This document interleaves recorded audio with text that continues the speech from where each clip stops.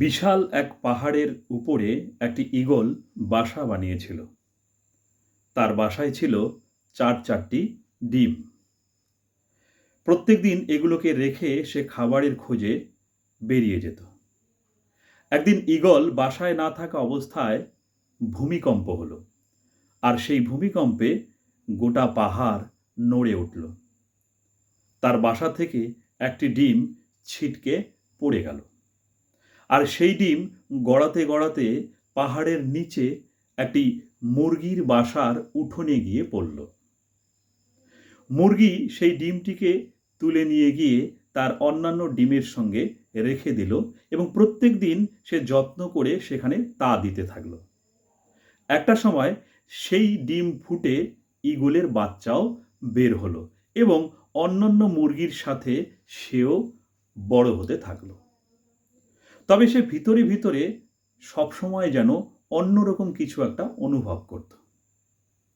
একদিন আকাশে এক ঝাঁক ঈগল উড়ে বেড়াতে দেখে সে মুরগিকে জানালো, ইস, আমিও যদি এদের মতো আকাশে উড়ে বেড়াতে পারতাম।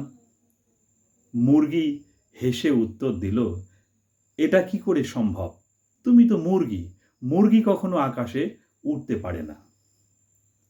ঈগল মাঝে মাঝেই তার স্বগোত্রীয়দের আকাশে উড়ে বেড়াতে দেখত এবং স্বপ্ন দেখত সেও আকাশে উড়ে বেড়াবে।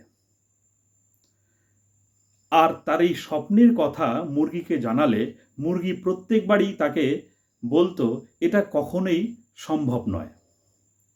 মুরগির এই কথাই সে জীবনে বিশ্বাস করতে শিখল এবং তার বাকি জীবনটা মুরগির সঙ্গেই কাটিয়ে দিল। একটা সময় সে মারাও গেল। আসলে আমাদের জীবনেরও যে এটা একটা চরম সত্য। তুমি যা বিশ্বাস করতে শিখবে তুমি তাই হয়ে উঠবে। তুমি যদি ঈগলের মতো উড়বার স্বপ্ন দেখো, তবে সেই স্বপ্নকেই অনুসরণ করো। মুরগির কথায় কান দিও না।